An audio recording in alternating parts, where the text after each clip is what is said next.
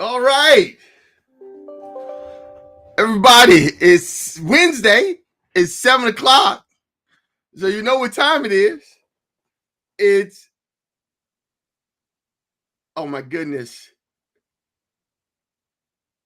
I can't hear you, Fernando. It's Wednesday. Chasing Gazillions. Not the same as making millions. It's Wednesdays with Anthony and Fernando. No, Fernando and Anthony. But come on, dude. I don't hear you. We are live. We're on.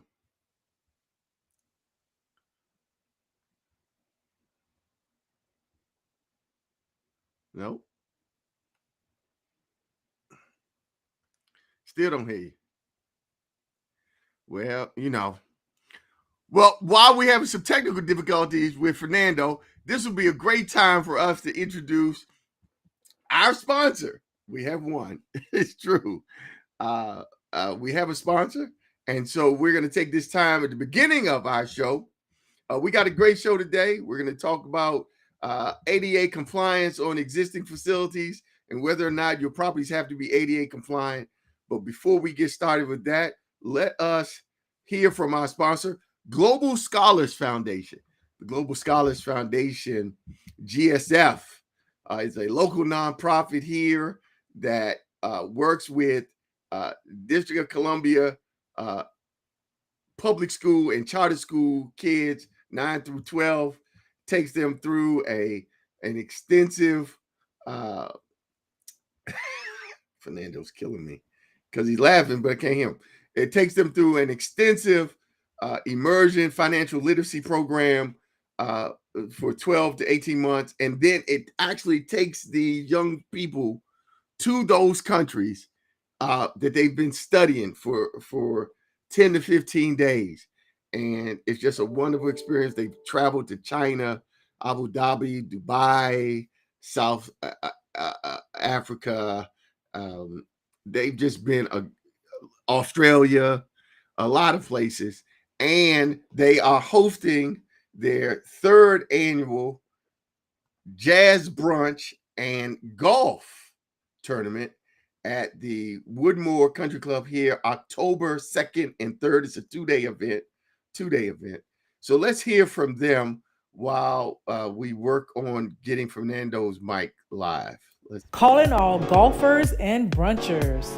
Please mark your calendar to join the Global Scholars Foundation for a 2-day event hosting the third annual golf tournament and newly added jazz brunch at the Woodmore Country Club in Mitchellville, Maryland. The 2-day event will kick off on Sunday, October the 2nd with a jazz brunch and continue on Monday, October the 3rd for our third annual golf tournament. Please visit our website at globalscholars.foundation for more information and to register for this event.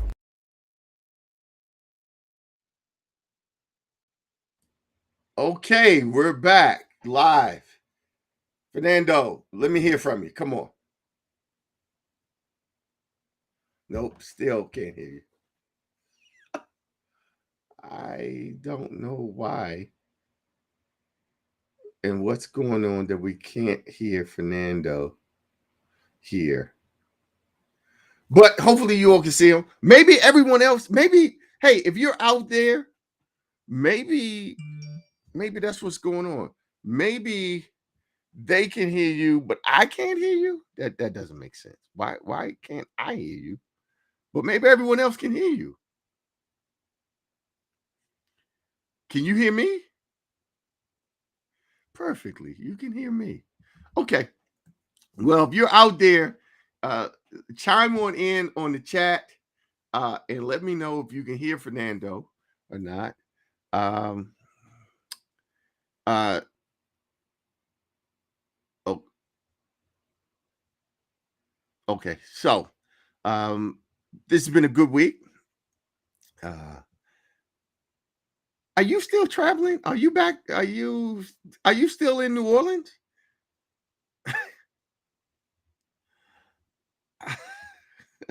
Again with the Maryland thing, Okay, great. Fernando was down in New Orleans this week, That auction is coming up soon that he's going to be hosting. Hold on. Let's see what we got here. John says, happy Wednesday. John writes here. The Virginia Bushcrafter, thank you. He's always there. Can hear Anthony, but not Fernando. John Wright says, we can't hear Fernando. They cannot hear you. Yes, I know. It's frustrating. It can be. This week has been a good week. Hey, you know what today is? It's Melinda's birthday. Happy birthday to Melinda, everybody. Hey, if you out there and you know my lady, Melinda Bowling, if you're on her Facebook or live or something like that, give her a shout out. It's her birthday. She's been celebrating all day today. And okay, and now Fernando went away. No, I'm but here. Now he's here. Okay, I can hear you, but I went with the cell phone. You went with the cell phone. Okay, fine. I'll figure out the computer for next week. Sorry about that, everybody. Hey, man, you know we love you. So I was saying it was Melinda's birthday today, and after the show, I heard you. Oh, you did. Okay, great. You got to marry right in life, people. You got to marry right. If you don't have, it'd be really hard. Got to marry right. Yes. I'm an only child, and my mother and a mama's boy. Singleton. And a mama's boy. And it my shows. mama. Does it show? Shows.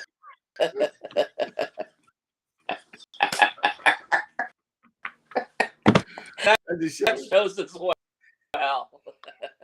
My mama taught me. She said, "Hey, dude, you got to marry the right woman. You got a bad woman in your life. That could hurt you. A bad spouse, a bad partner, that can hurt you. You got to get the right one. I got the right one. You know, this October it'll be 31. Really? Yes. This December will be 31 for me. There you go, dude. See, that's why I like you, man. We are like, you know what? Everybody know that about each other. There's a lot of similarities that we didn't even seriously. It's like looking in the mirror, man. It's like looking in the mirror. Discovering it. It's kind of cool, actually. I didn't know that. Yes. I'm 31 in December. There you go. October 10th. Yep, December 21st. There you go. Congratulations, man. That's all right. So let's talk about the week. I was down in New Orleans looking at 129 properties. Came home exhausted. Got after a little bit this weekend. Had a few cocktails. Was on the road again to Chicago. We had our semi-annual kind of sales meet. The Hilco Brass. It was an unbelievable couple days with them. Very thoughtful presentations they put for us. Very helpful. You leave there ready to run, which is what I think the intended goal is of these sales meetings when you come in, all these rah moments that are great. We went to a concert afterwards. Finished that up. Had to catch the early flight because my wife couldn't make it. Our air conditioning went out, so we had to get that put in today. Sucked, but we did what we had to do, and I'm here, and I'm ready to go, man. This hopefully bring some good news once the AC starts working. All right. How about you? What are you doing for your lady for her birthday? Did you do anything? Don't be a mutt. Don't be a mutt. What'd you do? I made a breakfast in bed this morning before she got going with her day. A good start. Right? That's a good start. Our daughter went to a Sigma Gamma Rho convention yesterday or the day before. She's gone all week, so we are really empty nesters here for the birthday. So I'm gonna do what I do, man. Did you get her a gift, Singleton? Did you get? Come on, man! You gotta get him a gift. You gotta get him something. Come on. Yeah. After this, man, we going out. I'm gonna get her something. Yeah. All right. Right. Get her something. Special. I'm gonna get her something special. How was your weekend? What did you do?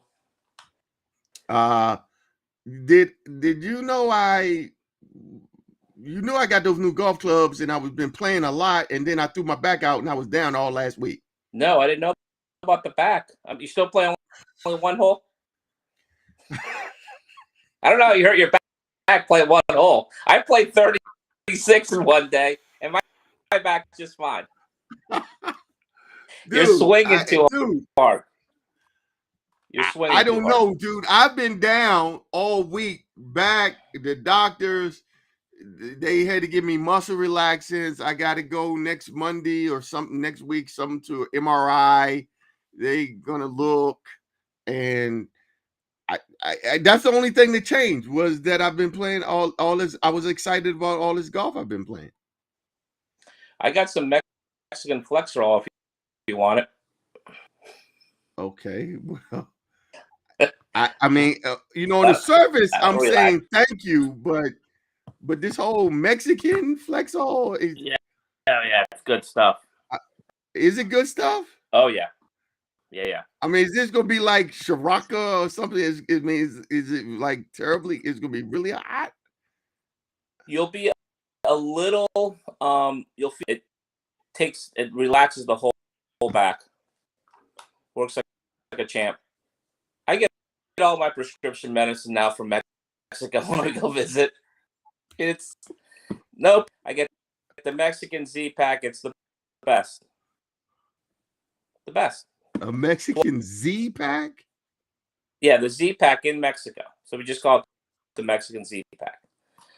What's the Mexican Z pack? Z. Have you ever taken a Z pack? When you have a really bad cold. No. It's Max. I think it's the real name of it. So they give it to you when you have a really bad sinus infection. And okay.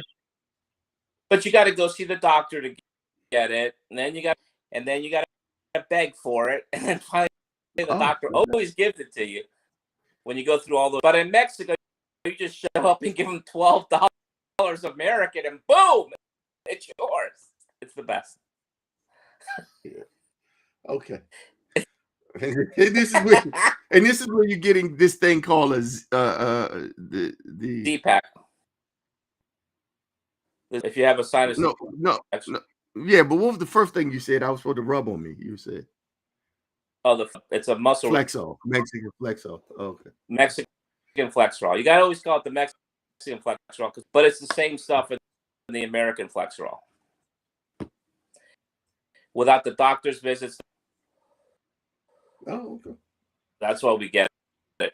But when we go, we always load up stuff just because you have it. I mean, I travel a lot, and I get sick on the road. Jump in and take something and get better. Oh yeah, that's fine. That's fine. Yeah. Well, okay, that's fine. I'm probably not gonna be able to get it because I am taking Melinda and I for her birthday. We're going out of town tomorrow to a wedding, and then we're just gonna keep it going because nobody's here. So now we just make it a long weekend. Good. That's what happens when you're successful. You can make it a long weekend. There you go. Hey guys, look. So we've already talked about our fundraiser. Let's get into today's topic because I know you're all excited. Well, you might not be that excited, but here's the topic this week is ADA compliance. It's really and why this came up was a couple weeks ago. I was showing a property I'm selling at 916 Pennsylvania Avenue Southeast. It's a 5,400 square foot office building on Capitol Hill near the Eastern Market Metro. It's like a half a block away. It's a beautiful office building. 7 offices, reception area, conference rooms.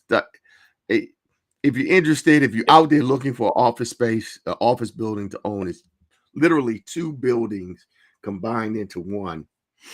And it's perfect for nonprofits. Huh? I thought you had a contract on it. No, they didn't write.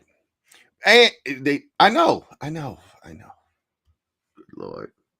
I know. But anyway. That's when we get paid. I don't want to hear from anybody because we have to deal with those ups and downs and the drop and the up and the down. I mean, it's everyone can relax. We're earning it. Don't worry. That's right. We are. And I thought this was it. It was perfect. They were a consultant. It was 2 groups. There was an Indian group, that's Indian lobby group, lobbying on the Hill, coming in from like Arizona. The guy flew in and all. And ultimately they were like, not close enough to the. I was like, come on, dude. How much? We 1 metro stop away from Congress and everybody. You can walk down the street for your lobbying. This is the only place on Capitol Hill near there with 9 parking spaces off street. Pennsylvania Avenue address. Come on. Anyway, I'm not marketing the property today, but it's a wonderful property. But the point was, during the recent tour, one of the nonprofits, the prospect says, hey, how does the current occupant or current owner get around ADA requirements? Because I noticed that the bathrooms, the 4 bathrooms that are here, are not, extra wide doors with the bars for wheelchair, and there's no ramp from Pennsylvania Avenue up the stairs or in the rear. And that got me to thinking, how I don't know. That was a great question. So I went to the source. Most of you out there know, some of you may not know, that my wife, who celebrated her birthday today, Melinda Bowley, was also the former director of always the better. The better half. Of the bowling and the kids. That's right. No doubt. I married up. Yes. And so Melinda, way up. Hold on. I saw somebody, some dude said something like to me, we were talking football and I mentioned about my wife, and dude was like, ooh, man, you really outkicked your coverage with that one, didn't you? Yes. Say yes, I did. So anyway, I talked to Melinda. She is the former director of the Department of Consumer and Regulatory Affairs here in Washington, D.C.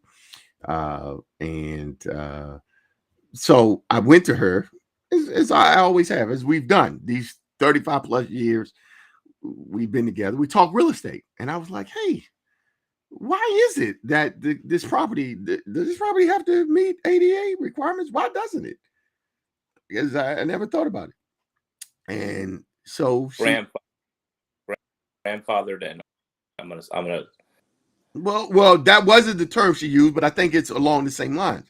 It turns out that the current occupant, who's been there about 5 or 6 years, the current seller of the property, when they purchased the property, they purchased it as is, and they made no substantial improvements, renovations to the property. The property, this is what it was when they bought it. They haven't done anything.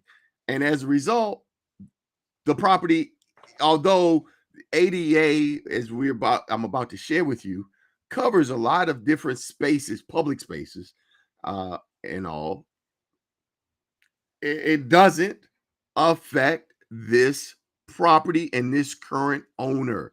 And we'll get into it. One of the things that is a misnomer is that people believe that, not people, there is floating in the community a misunderstanding about the applicability of ADA. And sometimes what you get is this sort of response of, hey, if it's existing building after ADA came into existence, and the building was already there, ADA doesn't apply. And that's not true. It's not true that just because and that's what we're going to be talking about today, existing facilities and the applicability of ADA. What you get is sort of the half truth. It's like in this case, this property. If the new buyer of this property, for example, if you come in and you buy 916 Pennsylvania Avenue from this owner and you don't do anything to the space, you too still will not be subject to ADA. You as the new owner, it's not just that the property was sold and now you're the new owner and now you're subject to ADA.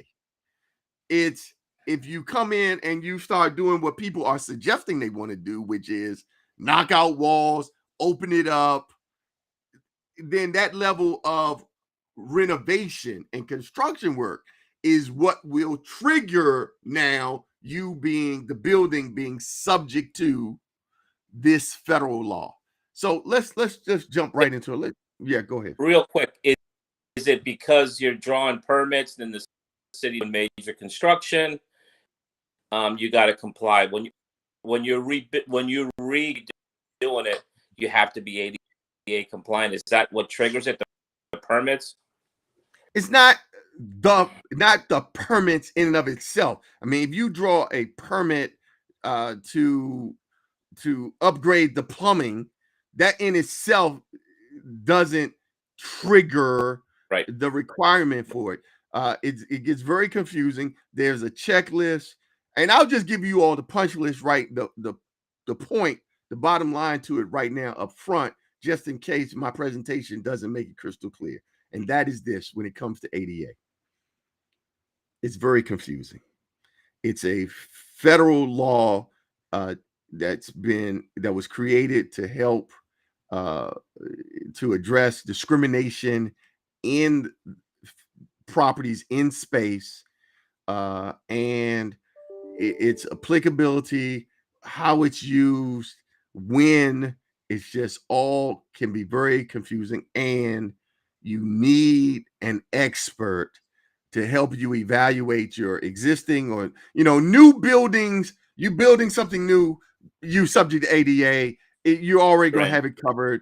Your professionals are already going to plan in the ADA requirements on new. So that's not an issue. It's the existing facilities and how much work is that. Is that enough work? Did I do too much? What do I do? So let's look at it. Let's talk about it. Let's take a look here. Before you start, New York, they don't have the grandmas there. It was really tough when you're in an old city. ADA haven't come around because the buildings haven't changed in 50 to 100 years. It was a couple of 86-year-olds around New York City. It was not easy. So just bring someone of age to an older city. Don't think there's going to be ramps everywhere and a lot of accessibility for people with walking. Dude, do you know Olivia? Yeah, it's my daughter. Your daughter's on our show. Yeah. Your daughter come in. She knows. Did you? Okay, there you go. I just wanted you to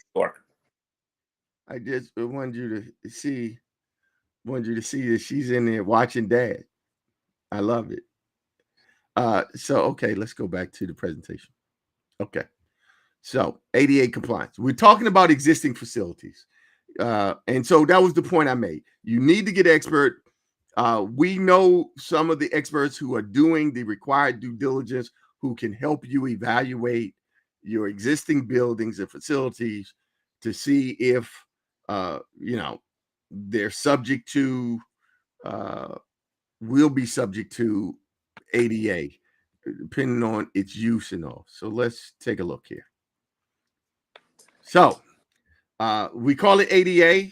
It's the Americans with Disabilities Act, and we're looking at the requirements for existing facilities. And yes, these requirements under this statute, under this regulation, dude, I'm a lawyer. It's a long reg. It's complicated. It creates a lot of confusion.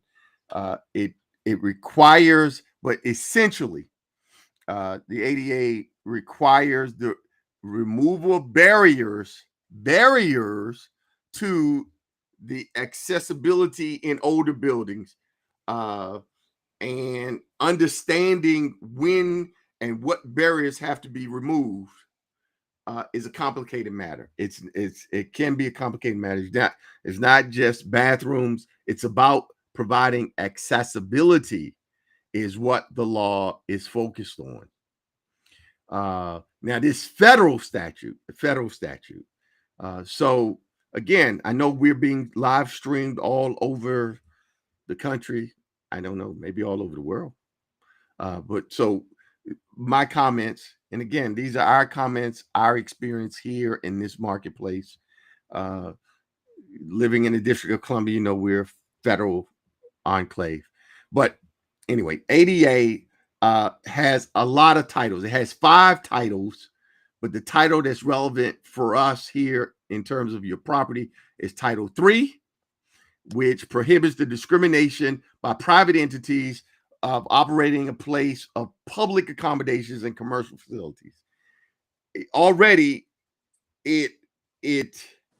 that's where the confusion already begins right away in terms of what is a public accommodations and commercial facilities, right? Because some people are like, oh, so we're only talking about governmental buildings, public. No, it's not limited to just the government building, not DC government, federal government buildings. No, it's where the public can be entering your space, your commercial facilities, right? Oh, well, what about my house? No, it doesn't address. Yes, people in the public do come into your home, but no, you and your residential. It doesn't focus on residential. Title 3 sounds like a gray area in the whole thing. Like, that's why you're saying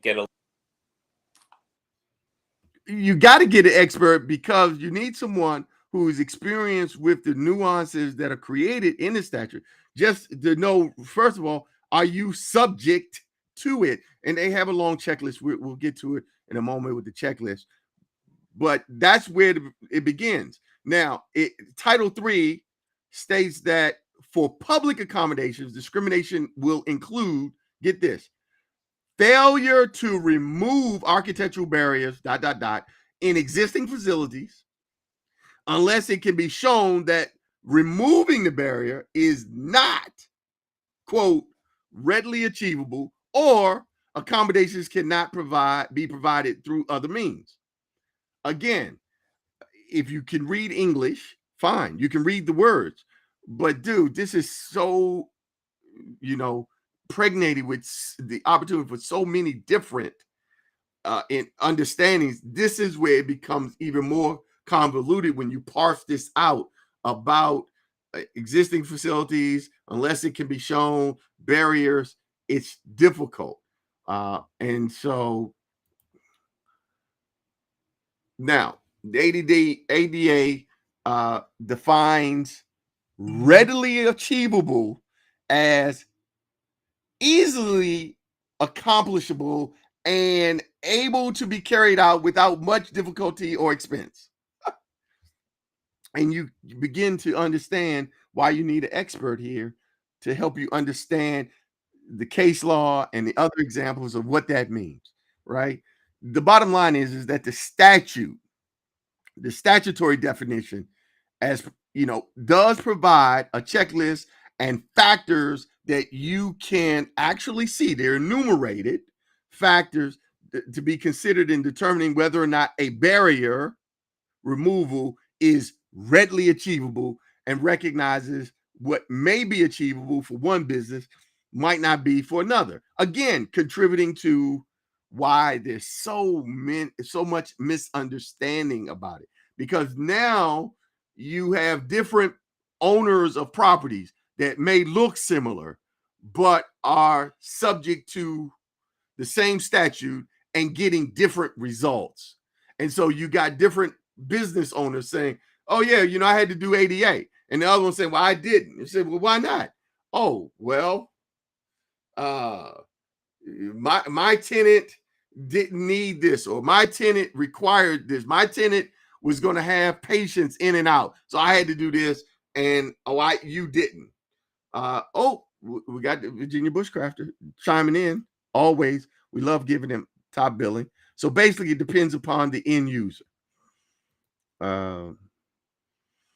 Yes, but I'm going to hide behind.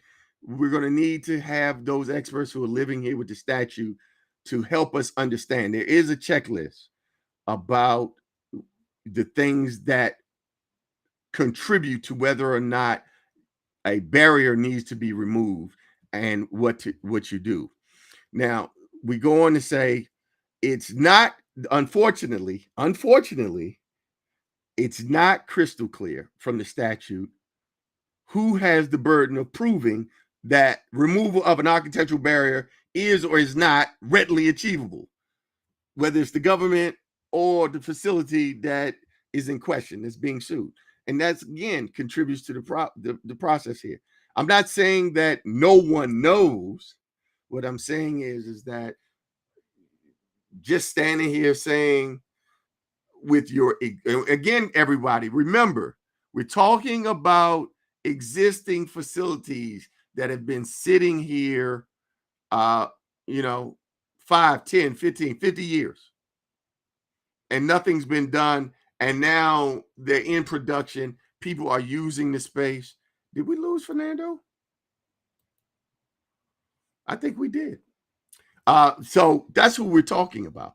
And whether or not my existing facility is subject to ADA. And so that's what you're getting. You got these end users who are coming to your space to lease your space, right? And that user,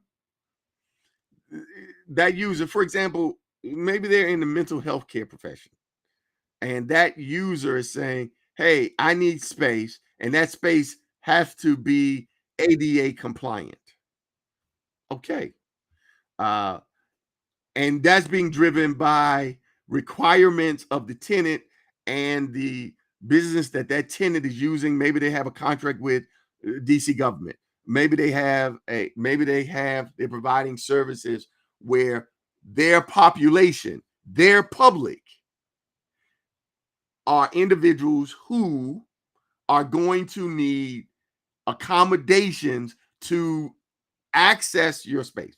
So typically how, it comes up is when I'm talking, for example, with clients, Fernando's not back. They say, well, I need retail space. Oh, I can't be on the second floor. I have to be on ground level. And the bathrooms need to be wide to meet ADA requirements for persons who are in a wheelchair. So that sort of is driving, as an end user, that's driving the space, right?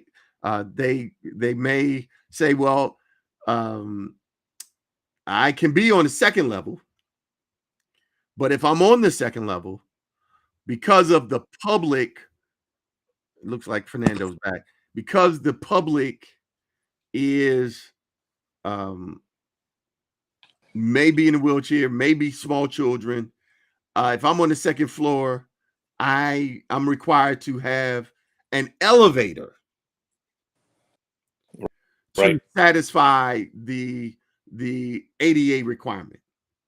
So again, you're absolutely right. The end user, yes, Fernando. I said that's expensive, especially if you Well, that can be expensive if you don't already have an elevator in your building.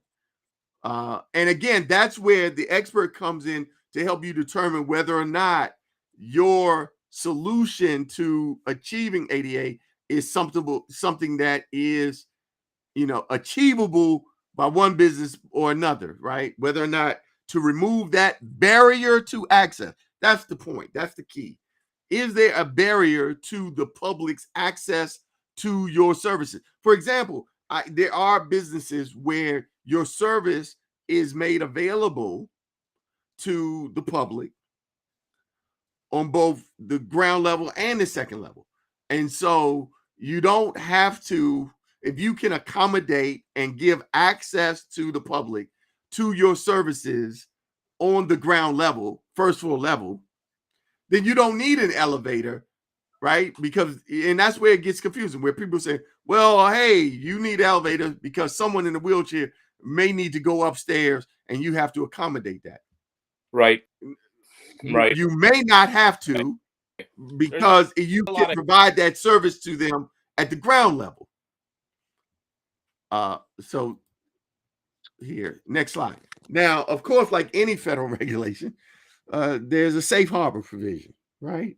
Because they recognize it's getting tough. And in Title III, it provides this safe harbor that talks about, if your facility was built or altered before March 15, 2012, and that it complies with the 1991 standards and do not need to be changed to satisfy the 2010s. You see what I'm saying?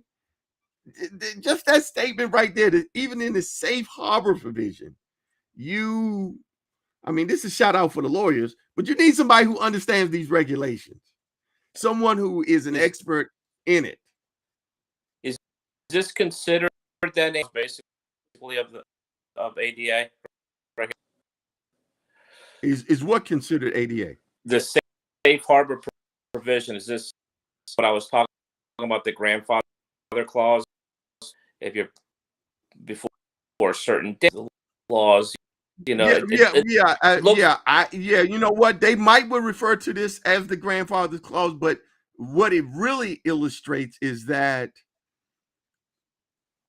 the law and the regulation is a living document that is evolving as we evolve with how we live in space, how we operate in space. As you can see, there's been changes to this law and additions in 2000 and 1991 that then added something to it in 2012, but then there's also a standard in 2010. And so right there, just in this safety harbor, do I qualify to be in the safety harbor with my existing facility? Well, yeah. If the barrier, the elements that represent a barrier, let's go with something people are familiar with.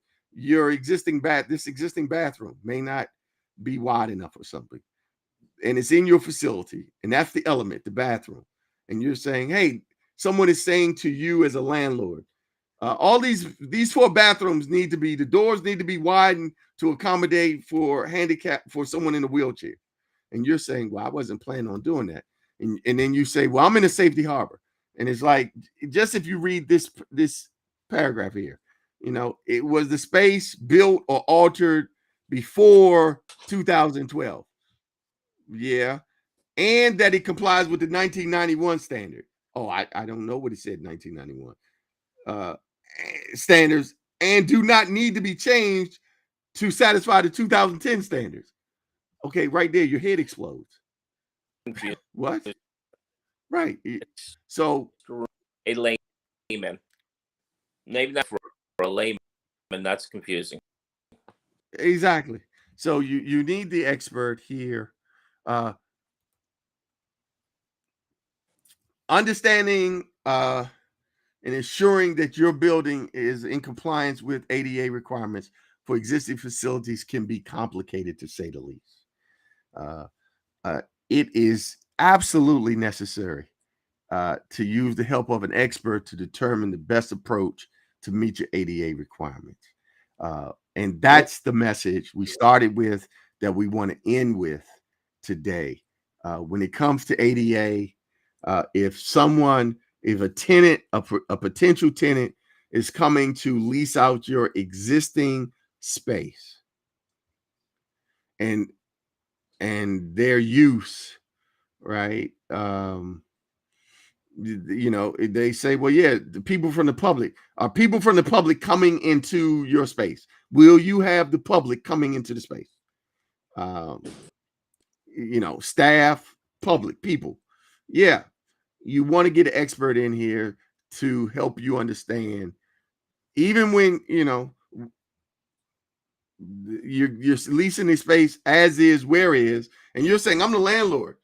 Boy, those requirements are going to fall strictly on the tenant to comply with whatever local that's what my lease says. They are responsible to comply with any local regulatory requirements. And even that, when you read the statute, isn't necessarily the case. That it also speaks to the landlord owner of the building for those base building requirements, right? I know you're providing the space as is, where is, to a tenant who's going to build it out on their own, but it's still your envelope. And with that comes things like bathrooms and those kind of facilities. So, wow. Anthony, anything built after 19 ADA compliant or no? Like, hey, everything ADA compliant. What? No. Yeah. See, that's what keeps contributing to the confusion. Everyone is looking for, hey, my building was built after 1988. It's not subject to ADA. Not true. It could be. Isn't there a point, like at the point where they said anything built up 2000 has? I'm looking for the date. Fernando, someone is saying you're spotty. You're going in and out. I don't know why. You look like you're paired, but you're spotty. I've been spotty my whole life.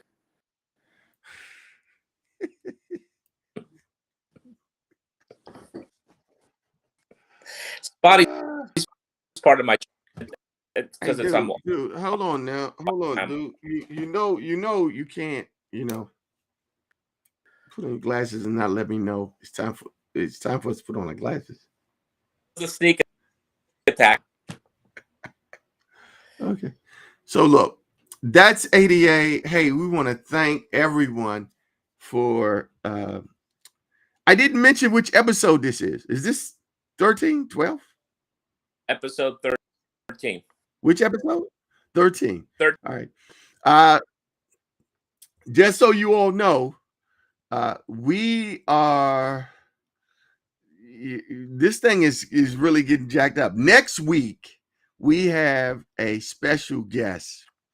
Next week, we're going to have attorney Karen Todd on to talk to us about holding title, the pros and cons, the good, the bad of holding real estate title in properties, commercial, residential. She is a prominent, well-known settlement attorney here in Washington, D.C., and she's going to be hosting the show with us on as a guest next week, next Wednesday.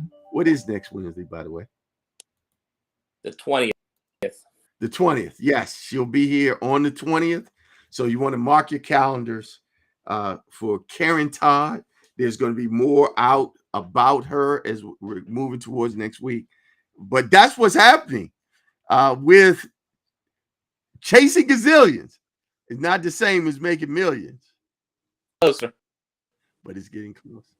Oh, look at this. We got the Virginia Bushcrafter saying, looking forward to hearing from her. I love the Bushcraft. Hold on, look at this.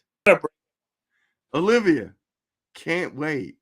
I don't know what that means. I don't know if that's a shout out, a shot at you or not, dude. It's Olivia. But by the way, Olivia logo. The logo? Yeah. The logo.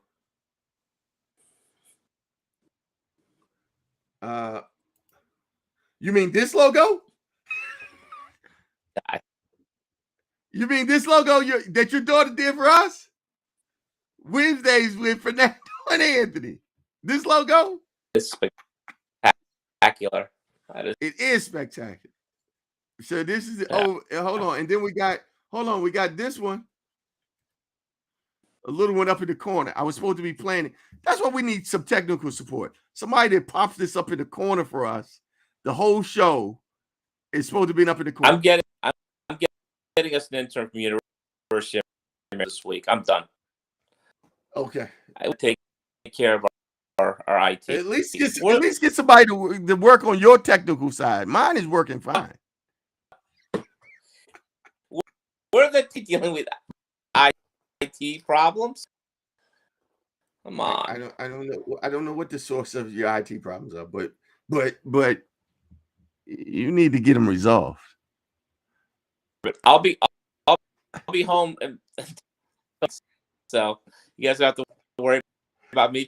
But in 2 weeks, I am going to long distance. Okay. Well, you know what? If it wasn't for you being spotty in and out, I probably would have heard clearer that you were on travel again. Which is, I think, the point you're making, that you're traveling somewhere again. Thank you. Hey, everybody. We have had a wonderful time, as you all know. Or if you didn't know, if you weren't sure,